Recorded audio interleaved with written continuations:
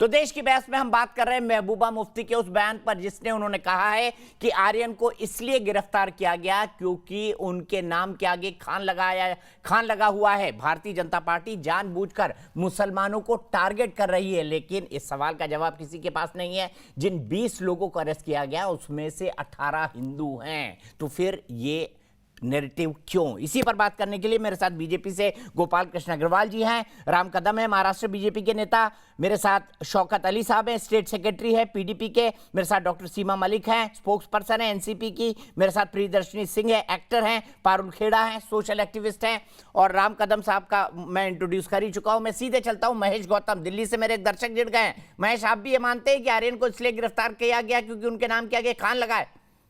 नहीं सर, ये बिल्कुल गलत है।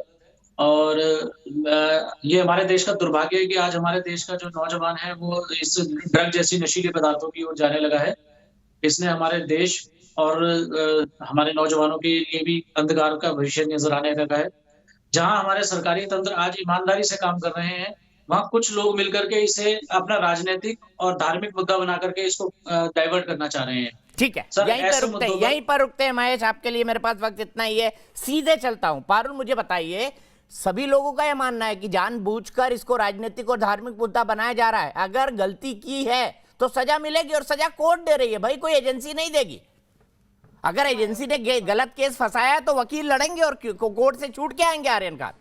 हाँ, अरे बहुत बड़ा काम था। पारुल, मेरी बात सुन पा रही हैं आप?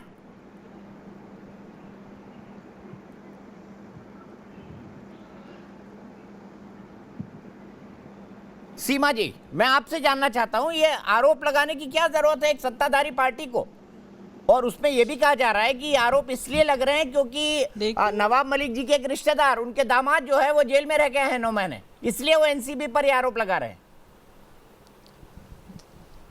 देखिए, ये बिल्कुल बेबुनियाद बातें हैं, और जो भी उन्होंने चीज़ें बताई हैं, अगर उसमें कोई गलत बात हो तो आप बताइए कि नहीं, ये फैक्ट्स उन्होंने रॉन्ग फैक्ट्स दिए हैं। और ऐसा देखिए, आपको ये बात कहना चाहती हूँ कि जो एनसीबी है उससे हम एक्सपेक्ट करते हैं कि वो कुछ बड़े मल्टीनेशनल रैकेट्स को एक्सपोज करेंगे, कुछ इंटरनेशनल रैकेट्स को एक्सपोज करेंगे। आज ये ड्रग्स की जो समस्या है उसके लिए हर पेरेंट्स चिंतित है, कोई भी नहीं चाहता, चाहे हमारी पार्टी के लोग हों चाहे किसी भी पार्टी के लोग हों, कि इस तरह का नशा या कुछ मतलब जो है, सब चाहते हैं कि एक नशा मुक्त भारत हो। पर इसके लिए देखिए, अगर जो एनसीबी जैसी संस्थाएं हैं उनसे हम ये एक्सपेक्ट करते हैं कि जो लोग इनको ड्रग्स सप्लाई कर रहे हैं वो अब जो बिग फिशेस हैं उनके लिए कौन काम करेगा? सर, ये मैं सीधा राम कदम जी के पास चलता हूं। राम कदम जी, नवाब मलिक जी के आरोप, और अभी एनसीबी से खबर आई है कि समीर वानखेड़े ने एक कंप्लेन लिखाई है पुलिस में कि उन्हें सादे कपड़ों में फॉलो किया जा रहा है, एनसीबी के बाकी अधिकारियों को भी फॉलो किया जा रहा है। तो ये क्या दिखाता है? देखिए दीपक जी, ये पूरी तरह से यह दर्शाता है कि जिन एनसीबी अफसरों का साथ देना चाहिए ड्रग्स के नेक्सस को समाप्त करने के लिए, उसकी जगह पे उन्हीं एनसीबी अफसरों पर महाराष्ट्र की 3 दलों की, दुर्भाग्य से कहना पड़ रहा है, वसूली सरकार टूट पड़ी है। और साथ किसका दे रही है? ड्रग माफिया का साथ दे रही है। क्या कारण है उनका साथ देने का? क्या उनके पास से भी जैसे वाजे 100 करोड़ की वसूली कर रहा था वैसे कोई वसूली महाराष्ट्र सरकार को आ रही है, और वो वसूली बंद न हो जाए इसके लिए एनसीबी अफसरों को टारगेट किया जा रहा है? क्या कारण है?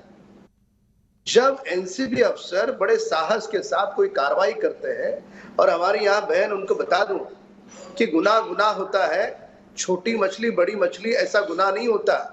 1 ग्राम हो या 1 किलो हो, कोई गुनाह को आप कम ज्यादा नहीं समझ सकते।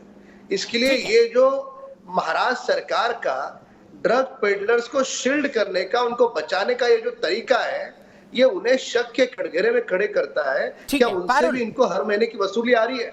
पारुल, मैं सीधे जानना चाहता हूं, सीधे आप सीमा जी क्या कहेंगी इस पर? आप पर गंभीर आरोप लगाए राम कदम जी ने। शील्ड नहीं कर रहा जी। देखिए, कोई भी ड्रग पेडलर्स को शील्ड नहीं कर रहा है। इनफैक्ट हम लोग ये कहते हैं कि जो इतने बड़े बड़े असाइनमेंट्स आए हैं मुद्रा एयरपोर्ट पे एंड 3,000 किलो जिस पे ड्रग्स पकड़ी गई हैं, उन पे क्यों नहीं कोई चीज़ कार्रवाई होती है ना। उसको तो किसने पकड़ा है? गुजरात में क्या कांग्रेस की सरकार है? नहीं, गुजरात में आया, उसे पकड़ा किसने? उसको आप इतना हाइप करते हो। ठीक है, पारुल एक क्विक जवाब, आपको भी लगता है एनसीबी गलत कार्रवाई कर रही है, विंडिक्टिव हो रही है, पॉलिटिकल एजेंडा साध रही है? Main thing is who are the big fishes, बिल्कुल बिल्कुल दीपक जी, बिल्कुल ये पॉलिटिकल वेंडेटा ही है। जिस तरीके से एनसीबी बार-बार समय पे समय मांग रही है, अभी राम कदम जी बड़े ही आसानी से बोल रहे थे कि मनीष भानुशाली जो है मुखबिर बन के बता रहे थे रेड में आप इन्फॉर्मर जो है वो रेड में भी आता है, वो उनको पकड़ के ला रहा है, एक प्राइवेट डिटेक्टिव आ जाता है रेड में। ये कैसे आ जाता है? एनसीबी के साथ मिलकर कैसे कर लेता है? दूसरी बात ये भी बोल रहे हैं गुजरात ने पकड़ लिया, इनको पता है गुजरात में कितना ड्रग्स आ रहा है।